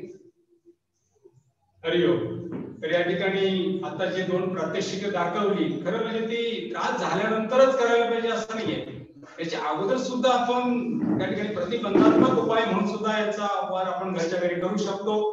साधनाही काय फारशी लागत नाही. प्रत्येकाच्या घरामध्ये एक कॉटनचं कापड असतं, प्रत्येकाच्या घरामध्ये उलनचा मफलर असतो, त्याचा वापर करून आपण हे उपचार करू शकता. फक्त एकदा उपचार झाल्यानंतर पुन्हा ते स्वच्छ धुवून ठेवणं आवश्यक आहे. तर असे निसर्ग उपचारांचे खूप साधे सोपे कधी करता येण्यासारखे असे उपचार या ठिकाणी आहेत. जरूर आपण या कोर्स मध्ये यावं, हे सगळे उपचार आपण शिकून घ्यावे आणि घरच्या घरी आपल्या घरातल्या लोकांना, इतर लोकांना सुद्धा आपण त्याचा वापर जरूर करावा. या आरोग्यधाम निसर्गोपचार केंद्रामध्ये एकदम जे ह्या उपचारांच्या बरोबर किंवा प्रशिक्षणाबरोबर काही नियमितपणे उपचाराची शिबिरं घेतली जातात. महिन्यातून खास करून 3 शिबिर आम्ही या ठिकाणी नियमितपणे घेत असतो. 1 ते 10, 11 ते 20 आणि 21 ते 30 अशी ही 3 निवासी शिबिर या ठिकाणी आयोजित केले जातात. पहिल्या दिवशी साधारणतः दुपारी 2 वाजता शिबिराला सुरुवात होते आणि 10व्या दिवशी दुपारी 12 वाजता शिबिर या ठिकाणी संपतं. त्या 10 दिवसाच्या शिबिरामध्ये कुणीही येऊ शकतं, जेणेकरून कमरदुखी, मानदुखी, गुडघेदुखी, डायबिटीज, बीपी, अस्थमा असे सगळे क्रॉनिक डिसीजचे पेशंट या ठिकाणी येऊ शकतात. त्यावर कुणाला काही त्रास नाहीये, पण भविष्यामध्ये त्रास होऊ नये यासाठी सुद्धा आपण या शिबिरांचा लाभ जरूर घेऊ शकता. आता 1 डिसेंबर पासून या ठिकाणी उपचाराला आम्ही सुरुवात करतो आहोत. बऱ्याच संतांची कोविडच्या या काळामध्ये खूप फोन आले, पण गव्हर्नमेंटच्या कडून त्या पद्धतीची परवानगी नव्हती म्हणून आपण हे सुरू केलं नव्हतं. तर जर आता गव्हर्नमेंटने सुद्धा परवानगी दिलेली आहे तर आपण या शिबिरांचा जरूर लाभ घ्यावा. आता आपण हा सगळा कार्यक्रम आता पाहिला ऐकलाय. काही लोकांच्या मनामध्ये अजून काही प्रश्न असतील आणि म्हणून मी उपस्थित असलेल्या साधकांना विनंती करतोय की कृपया त्यांनी आपले प्रश्न आता विचारायला हरकत नाही. हरिओम. काही जणांनी चॅट बॉक्स मध्ये प्रश्न दिलेले आहेत. आरोग्यधाम निसर्गोपचार केंद्राच्या वैद्यकीय अधिकारी त्या उत्तर देतील प्रश्नांना. एक प्रश्न आलाय की जॉईंट पेन साठी उपाय सांगा. सांधेदुखीसाठी काय उपाय असेल तर सांगा. हरिओम. सांधेदुखी खरं तर कोणत्या प्रकारची आहे, कशामुळे होते हे पाहणं जरुरीचं आहे. म्हणजे संधिवात आहे, नुसतं आर्थरायटिस आहे का, रुमॅटॉइड आर्थरायटिस आहे का, गाऊट आहे, हे बघणं आवश्यक असतं. पण आता तुम्हाला सांधेदुखीसाठी मी एक सोपा उपाय घरच्या घरी सांगते आणि तो म्हणजे खोबऱ्याचं तेल 2-2 चमचे जेवणामध्ये घ्यायला हरकत नाही. खोबरेल तेल पण फक्त ते पॅराशूटचं जे डोक्याला लावतात ते नका आणू. प्युअर जे खोबरेल तेल असेल तर ते आणायचं आणि 2 चमचे जेवताना पोटामध्ये घ्यायचं. म्हणजे तुम्ही वरणामध्ये घालून घेऊ शकता किंवा सूप मध्ये घालून घेऊ शकता. तर हे एक करा. आणि दुसरं गरम या 2 गोष्टी करायला हरकत नाही. आणि त्यांनी नंतर कॉन्टॅक्ट करा, तुम्हाला सांगितलं जाईल. कारण त्याच्यासाठी आमचा एक फॉर्म असतो. तुम्ही जर ऑनलाईन मागितलं तर आम्ही फॉर्म पाठवून देतो. तर तुम्ही फॉर्म फिल करायचा आणि आम्हाला पाठवायचं. मग आम्ही सगळे उपचार आणि ऑनलाईन पण आपले वर्ग चालतात, तर त्यामध्ये तुम्हाला ऍडमिशन घेता येईल. आता तर एवढं करायला हरकत नाही. युट्यूब वर सुद्धा आपण प्रश्न विचारू शकता. युट्यूब वर सुद्धा काही जण प्रश्न विचारतात आहे. एक प्रश्न आलेला आहे की शरीरात जेवणानंतर गॅस भरतो, उपाय सांगा. जेवणानंतर जर तुम्ही पाणी पित असाल तर पहिलं बंद करा. जेवणानंतर कमीत कमी 2 ते 3 तासांनी पाणी घ्या. कारण आयुर्वेद सांगतं भोजनांते विषम वारी. जेवणानंतर जर पाणी प्यायला तर ते विषाप्रमाणे आहे आणि त्यामुळे जेवणानंतरचं पाणी पिणं बंद करा. त्यापेक्षा ताजं ताक म्हणजे घरी लावलेलं दही, आम्ही म्हणतो अधमुर ताक किंवा अधमुर दही, सकाळी लावून ते दुपारी घुसळून आणि त्या दह्यामध्ये जास्तीत जास्त पाणी म्हणजे अर्धी वाटी जर दही असेल तर जवळजवळ तुमचं 1 वाटी पाणी घालायला हरकत नाही, त्याच्या दुप्पट. आणि ते चांगलं घुसळायचं आणि जेवणानंतर ताक पित जा. तुमचं गॅसेसचे प्रमाण कमी होईल. आणि शतपावली करा. जेवणानंतर थोडे शतपावली, वॉकिंगला जायचं नाही, तिथल्या तिथे तुम्ही एक 100 पावलं चाला, तुमचे गॅसेस कमी होतील. गार गरम लपेट रात्री झोपण्यापूर्वी लावली तर चालेल का? हो हो, काहीच हरकत नाही. बऱ्याच वेळेला आम्ही सुद्धा म्हणजे आमच्या सगळ्यांच्या बॅग मध्ये बघितलं तर आमच्या कार्यकर्त्यांना गुरुजींनी खास सांगून ठेवलेलं आहे की तुमच्याकडे प्रत्येकाकडे तुमच्या बॅग मध्ये, प्रवासाच्या बॅग मध्ये एक गार गरम लपेट पाहिजेच. तर मी नेहमी 2-3 गार गरम लपेट ठेवते. कारण प्रवास करत असताना असा कुणाला त्रास दिसला की त्याला मी देऊन टाकते आणि त्याला ते लावल्यानंतर एकदम छान वाटतं आणि मग त्यांना ते देऊन टाकलेली असते. त्यामुळे ही लपेट तुम्ही कधीही लावू शकता, रात्री झोपताना देखील लावू शकता. तुळशीची पाने जर नसतील तर तुळशीची पावडर आजकाल मिळतीये, ती कोबीच्या वाफेच्या ठिकाणी तुळशीच्या पानाच्या ऐवजी तुळशीची पावडर टाकली तर चालेल का? हा, तुळशीची पानं नसेल तर पावडर टाकू शकता किंवा त्याचं एक लिक्विड पण मिळतं, ते पण टाकू शकता. पण त्याचा इफेक्ट जेवढी ताजी तुळस असते तेवढा नाही होत. पण ते लिक्विड किंवा तुम्ही पावडर टाकू शकता. काहीच नाही, त्यापेक्षा तेवढं करायला हरकत नाही. आजकाल महिलांना थायरॉइडचा खूप त्रास आहे, उपाय सांगा. अगदी आताची गार गरम लपेटचा थायरॉइड साठी खूप चांगला उपयोग होतो. त्याचबरोबर योगाभ्यास करायचा. पण योगाभ्यास तुम्हाला किमान 3 महिने करायला पाहिजे नॉर्मल थायरॉइड येण्यासाठी. आणि मग म्हणजे 3 महिन्यानंतर ते नॉर्मलला आलं तरी तुम्हाला योगाभ्यास चालू ठेवायचा. आणि थायरॉइड साठी 2 वेळा दिवसातून फक्त ही गार गरम लपेट लावली तर चालेल. मग हायपोथायरॉइडिझम असू दे किंवा हायपरथायरॉइडिझम असू दे, दोन्हीलाही चालू शकतो. निसर्गोपचाराचा मे महिन्याच्या अभ्यासक्रमाच्या धर्तीवर ऑनलाईन एखादा वर्ग आहे का? त्याच्याबद्दल देशपांडे सरच सांगतील. हा, आपण निसर्गोपचाराचा हा जो ऑफलाईन मे महिन्यामध्ये निवासी वर्ग असतो त्या वर्गासारखाच गुरुजींनी एक प्राथमिक अभ्यासक्रम तयार केलेला आहे, निसर्गोपचार प्रवेश नावाचा. याचे 2 ऑनलाईन वर्ग आपण घेतलेले आहेत. जवळजवळ 50 ते 100 लोकांनी या वर्गाचा लाभ घेतलेला आहे. या वर्गामध्ये आपण निसर्गोपचाराची मूलतत्व सगळी समजावून सांगतो. काही महत्वाचे 6 उपचार त्यांना आपण दाखवतो आणि ते उपचार ते सगळं बघतात. याच्यावर आपण एक प्रश्नपत्रिका पण तयार केलेली आहे. ही प्रश्नपत्रिका, पुस्तक असं सगळं आपण घरी पाठवतो. घरी बसून आपण हा सगळा अभ्यास करायचा आणि अभ्यास झाल्यावर ते प्रश्नपत्रिका सोडवायची, उत्तरपत्रिका आमच्याकडे पाठवून द्यायची आणि त्याप्रमाणे मग तुम्हाला निसर्गोपचार प्रवेशचं प्रमाणपत्र सुद्धा मिळू शकतं. अर्थात हा प्राथमिक स्वरूपाचा अभ्यासक्रम आहे, पण निश्चित याचाही उपयोग आपल्याला चांगला करता येऊ शकेल अशा प्रकारचा अभ्यासक्रम आपण चालवतो. हैदराबाद मध्ये निसर्गोपचार केंद्र आहे का म्हणून एकाने विचारले, तर निजामाबाद मध्ये आमच्याकडे 5 वर्ष काम केलेली, म्हणजे 5 वर्ष निवासी म्हणून राहिलेली एक कार्यकर्ती आहे ऐश्वर्या नावाची, किंवा तिचं आधीचं नाव अनिता सावंत म्हणून होतं. तर तिने तिथे निजामाबाद मध्ये निसर्गोपचार केंद्र सुरू केलेले आहे, निसर्गोपचार आणि योग केंद्र. तर तिच्याशी तुम्ही कॉन्टॅक्ट करू शकता. तुम्ही आम्हाला आमच्याशी संपर्क साधा, आम्ही तुम्हाला तिचा नंबर देऊ. पण हैदराबाद मध्ये अजून आमचं नाहीये, आम्हाला इच्छा आहे.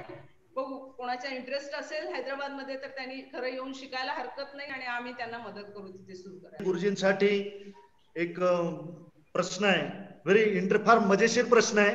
काही खा किंवा खाऊ नका, ढेकर मात्र सारखे येतात, उपाय सांगा.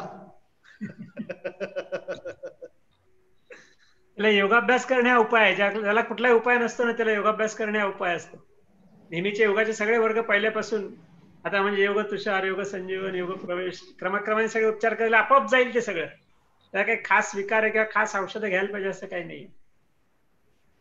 आणि जे रोजचं जेवण आहे ते वेळेवर जेवण करायला पाहिजे पहिली गोष्ट म्हणजे, आणि सात्विक आहार घ्यायला पाहिजे, हे तर महत्वाचं आहेच. पण त्याच्यावर योगाभ्यास पाहिजे, म्हणजे मग ती जोड व्यवस्थित जमेल व्यवस्थित. मधुमेह निवारणाकरता निसर्गोपचार सांगा. विद्याताई बोला. मधुमेह निवारण करता योग निसर्गोपचार सांगा. निसर्गोपचार, हरिओम. पहिला आहार म्हणजे मधुमेहाचे जर रुग्ण आमच्याकडे राहण्यासाठी जर आले तर आमच्याकडे जेवूनच बरे होतात, कारण त्यामध्ये तुम्हाला आहारावर जास्त कंट्रोल ठेवावा लागेल. म्हणजे मी म्हणेन 50% आहार आहे आणि 50% बाकीचा आहे, म्हणजे निसर्गोपचार आहे आणि योगोपचार आहे. तर निसर्गोपचारामध्ये आम्ही सांगतो की जेवणापूर्वी नॅपकिन ओला करायचा आणि पोटावर ठेवायचं, आणि त्याच्यावर चुंबक आमची वेगळी असतात पोटावर ठेवण्याची, त्याची वेगळी पॉवरचे, ती तुम्हाला खरं तर पाहायला इथेच यावं लागेल किंवा बघा घ्यायला लागेल. तर ती चुंबक ठेवायची असतात. तर उजव्या बाजूला कुठलं ठेवायचं, डाव्या बाजूला कुठलं ठेवायचं, ते तर थोडं शिकण्यासाठी तुम्हाला इथे यावं लागेल. कारण मी सांगितलं आणि तुम्ही एकदम खूप पॉवरचा ठेवलात किंवा एकदम कमी पॉवरचा ठेवलात तर तुमचं जे पॅनक्रियाज आहे ते स्टिम्युलंट होणार नाही. आता फक्त तुम्ही एक काम करू शकता की नॅपकिन ओला करायचा आणि जेवणापूर्वी 15 मिनिटं पोटावर ठेवायचा दोन्ही वेळेला, आणि जेवणामध्ये भात, आंबा, केळी, चिकू आणि बंद, गोड पदार्थ आणि भाताचे तांदळाचे पासून बनवलेले पदार्थ बंद, पोहे, इडली, डोसा हे बंद. एवढं जरी केलात तरी बराच डायबिटीस कंट्रोल मध्ये येईल. आणि योगाभ्यास आणखी अजून काही निसर्गोपचार म्हणजे माती पण आम्ही लावतो. ती पण माती एक विशिष्ट प्रकारची असते, तर ती माती तुम्हाला पण शिकवून देतो आम्ही कशी तयार करायची, म्हणजे ते 2.5 फूट खणून वगैरे काढायची, कशी चाळायची कशी वगैरे. तर ती माती पण आम्ही इथून देतो, तुम्हाला घेऊन जाता येते, फुकट असते माती. तर ती कशी लावायची ते शिकवतो. तर त्याच्यासाठी थोडंसं इकडेच यावं लागेल. आता ह्या 2-3 गोष्टी सांगितल्या तेवढ्या करायला सुरुवात हरकत नाही. हरिओम. गुरुजींकरता एक प्रश्न आहे, सकाळी नाश्ता व दुपारी जेवण एवढाच आहार घेतला तर काही अपाय होऊ शकतो का? रात्रीचे जेवण नाही घेतले तर अपाय होऊ शकतो का? जेवणाच्या खऱ्या वेळा म्हणजे दुपारच्या आणि संध्याकाळची आहे, त्यावेळेलाच घ्यायला पाहिजे. नाश्ता भरपूर खाल्ला तर मग जेवण नीट जाणारच नाही, कारण नाश्ता आणि जेवणामध्ये अंतर कमी असतं, त्यामुळे जेवण अगदीच कमी होईल. आणि मग रात्री जेवण नाही, म्हणजे दुपारचं जेवण आणि नंतरचा नाश्ता याच्यामध्ये खूप मोठा कालावधी जाईल. ते काही बरोबर नाहीये. काही नाश्ता माफक घ्यायला पाहिजे, जेवण व्यवस्थित करायला पाहिजे, संध्याकाळी 7 वाजता रात्रीचं जेवण घेतलं पाहिजे. हे नियम आहेत ते पाळलेच पाहिजेत, त्याशिवाय बरं होणारच नाही. त्यामुळे कुठेतरी तडजोड करून काय उपयोग नाही, त्या ऍडजस्टमेंट चालणार नाही, तर मग त्याचा त्रास होईल. कारण कसं आहे, मग नाश्ता भरपूर केला की जेवण कमी केलं की ते कमी पडणार शक्ती, दिवसभरला एनर्जीच कमी पडणार, त्याचा त्रास होईल, अशक्तपणा येईल. आता जे वयस्कर आहेत थोडा नाश्ता, थोडा दुपारचं, मग रात्री जेवण सोडलं तर चालेल. वयस्कर म्हणजे 60-70च्या पुढे ज्येष्ठ नागरिक, त्यांना रात्री जेवण नाही घेतलं तरी चालेल, पण इतरांना ते थोडं तरी घ्यावं लागणार रात्रीचं जेवण. कारण ती शक्ती मधनं मधनं सारखी पुरवली पाहिजे शरीराला. एकदम सगळ्या 4ही जेवण एकदम एकत्र केली तर चालतील का? तर नाही चालणार. तसंच हे आहे. आणि उपचाराचे विकाराचे जे विचारत आहेत ना, खरं म्हणजे हे व्यक्तिगत उपचार असतात. आम्ही रुग्ण तपासतो, प्रत्येक रुग्णाला निर्णय उपचार असतात. आता जे प्रश्न विचारतायत किंवा ह्या विकाराला काय त्या विकाराला काय, तर रुग्णाचा सगळा इतिहास घ्यावा लागतो, त्याप्रमाणे व्यक्तिगत उपचार द्यावे लागतात. आणि जनरल उपचार ठीक आहेत, पण ते लगेच तुम्ही करून उपयोगही नाही काही. त्यामुळे असे प्रश्न विचारण्यापेक्षा तुम्ही व्यक्तिगत संपर्क साधा आमच्या केंद्राशी, तुम्हाला तुमची माहिती घेतली जाईल आणि त्याच्यावर व्यवस्थित उपचार सांगितले जातील. आवश्यकता असेल तर शिकवलं पण जाईल. हरिओम. धन्यवाद गुरुजी. अजून एक प्रश्न आहे, महिलांच्या बाबतीत आहे, विद्याताईन करता आहे की महिलांमध्ये आज PCOD हा विकार खूप मोठ्या प्रमाणात आहे, तर PCOD साठी निसर्गोपचाराचा काही उपयोग होऊ शकेल? अगदी नक्की होईल. आणि त्याचे वर्ग गुरुजींनी खास डिझाईन केलेले आर्थोदोष निवारण वर्ग म्हणून जेव्हा आमचं डिक्लेअर होतो, आता 5 डिसेंबरला नवीन वर्ग सुरू होणार आहे, ज्यांना त्रास आहे त्यांच्यासाठी, बरं का, ज्यांना PCOD आहे किंवा PCMS आहे, तर त्यांच्यासाठी खास 5 डिसेंबर पासून हा वर्ग सुरू होणार आहे. तर त्यांनी त्याच्यासाठी बुकिंग करायला आम्हाला आमच्याशी संपर्क साधायला हरकत नाही. तर तुमचा हा वर्ग जवळजवळ 3 महिन्याचा असतो. पहिला 1 महिना झाल्यानंतर त्याला सगळे म्हणजे रिझल्ट यायला 3 महिने लागतात. आता नुकताच एक चालू आहे, त्यातल्या जवळजवळ 50 पैकी अजून 8 जणींना फरक पडला नाही, बाकी सगळ्यांना म्हणजे जवळजवळ 42 जणींना फरक पडलेला आहे. तसा हा वर्ग सुरू आहे ऑलरेडी. आणखीन दुसरा नवीन वर्ग आमचा 5 डिसेंबर पासून सुरू होतो. आणि जे योग शिक्षक आहेत त्यांच्यासाठी खास आम्ही 4 दिवसाची कार्यशाळा 1, 2, 3 आणि 4 डिसेंबरला घेतोय. तर त्यांनी पण आमच्याशी संपर्क साधा, तुम्हाला त्याची लिंक पाठवली जाईल, त्याचे फॉर्म पाठवले जातील. कारण PCOD साठी नुसतं सांगून चालणार नाही, प्रत्येकाचं गुरुजींनी सांगितल्याप्रमाणे वैयक्तिक थोडं लक्ष देऊन तुमचा फॉर्म असतो, तो फॉर्मच एवढा मोठा असतो, तो सगळा भरून आम्हाला तुम्ही पाठवायचा असतो. त्याप्रमाणे तुम्हाला वैयक्तिक फोन करून आम्ही तुमचे उपचार सांगतो. पण PCOD नुसतं जरी असलं तर प्रत्येकाचं कारण, प्रत्येकाचे त्रास सगळे वेगळे असतात, तर ते बघून तुम्हाला त्याप्रमाणे ट्रीटमेंट दिली जाईल. हरिओम. फोन नंबर द्या, संपर्काचा फोन नंबर. हा, संपर्कासाठी 9420484015 9420484015. म्हणजे त्रासाबद्दल काय विचारायचं असेल तर या नंबरला फोन करा. 9420484015. हरिओम. शंका बऱ्याच आहेत, त्या खूप वेळ 9:30 होत आलेल्या आहेत, आपण शंका थांबूया. पण काही महत्वाच्या प्रश्नांना उत्तर प्रामुख्याने आपलं आरोग्यधाम निसर्गोपचार केंद्र जे आहे, दर महिन्याला आपण जिथं 3 शिबिरं घेतो, निवासी उपचार शिबिरं, हे 1 डिसेंबर पासून आपण सुरू करणार आहोत. म्हणजे आपले परिचित कोणी रुग्ण असतील किंवा आरोग्य साधक असतील त्यांना आपण आवर्जून सांगायला हरकत नाही. 10 दिवसाचं शिबिर असतं, महिन्याला 3 शिबिर असतात. हे शिबिर आपले 1 तारखेपासून आपण सुरू करत आहोत. गेले 6 महिने आपण हे बंद ठेवले होते, पण आता सरकारची परवानगी मिळालेली आहे आणि त्यामुळे 10 दिवसाचं शिबिर आपण 1 डिसेंबर पासून आपण सुरू करणार आहोत. त्याचबरोबर निसर्गोपचार अभ्यासक्रम जो आहे, तो अभ्यासक्रम आपला लाईव्ह जो अभ्यासक्रम आहे तो मे महिन्यामध्ये असतो. 1 मे ते 30 मे या संदर्भात आपल्याला सुनीलजींनी माहिती सांगितलेली आहे आणि त्यांचा नंबर सुद्धा आपण नोट करायला हरकत नाही. सुनील जाधव आमच्या निसर्गोपचार केंद्राचे प्रमुख आहेत. 9422249980 94-222-49-980 या नंबरला तुम्ही संपर्क साधला तर आपल्याला निसर्गोपचार केंद्राची, निसर्गोपचार वर्गाची सर्व प्रकारची माहिती आपल्याला मिळू शकेल. अशा पद्धतीने प्रश्नोत्तराचा कार्यक्रम आपण थांबवणार आहोत. परत मी आपल्या कार्यक्रमाचे सूत्रसंचालक सुनीलजींकडे मी माईक सुपूर्द करतो. पुढचे कार्यक्रम सुनीलजी घेतील.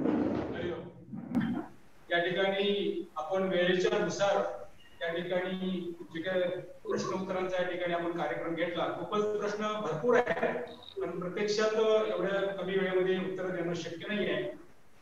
तर त्यांना आपल्याला शंका असतील त्यांनी दिलेल्या नंबरवरती जरूर संपर्क साधावा. आता कार्यक्रमाच्या अखेरच्या सत्रात आपण येत आहोत.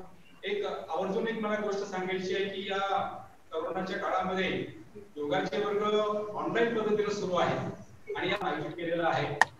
येत्या 23 नोव्हेंबर ते 29 नोव्हेंबर या 7 दिवसांच्या कालावधीमध्ये षटचक्र ध्यान गुरुजींचा हा कार्यक्रम या ठिकाणी ऑनलाईन पद्धतीनं घेण्यात येणार आहे. सकाळची वेळ आहे 6:30 ते 8 आणि संध्याकाळची वेळ आहे 6:30 ते 8. दोन्हीपैकी एका सत्राला आपण या ठिकाणी आवर्जून घेऊ शकता. षटचक्र ध्यान खूप सुंदर पद्धतीने या ठिकाणी सुरुवातीला गुरुजी झाली त्याची माहिती सांगतात आणि प्रत्यक्षात जवळजवळ अर्धा एक पाऊण तास प्रत्यक्षात क्रिया करून घेतात. खूप चांगले अनुभव या ठिकाणी आलेले आहेत. आणि आता आपण जे म्हणतो जी काही व्याधी आहे तर म्हणजे या व्याधींच्या वरती सुद्धा याचा खूप चांगला उपयोग झालेला आहे.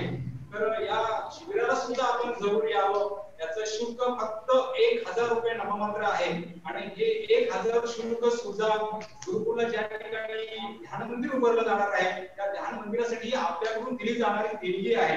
तेव्हा या ठिकाणी उपस्थित असलेल्या सर्व लोकांनी त्याचबरोबर आपल्या परिचितांना सुद्धा याची जरूर माहिती द्यावी आणि या शिबिराला आपण जरूर खरं म्हणजे प्रवेश घ्यावा. अजून एक याचा फायदा असा आहे की 1000 रुपये भरून घरातल्या सगळ्या लोकांना या शिबिरामध्ये बसता येईल. हा सगळ्यात महत्वाचा फायदा आहे.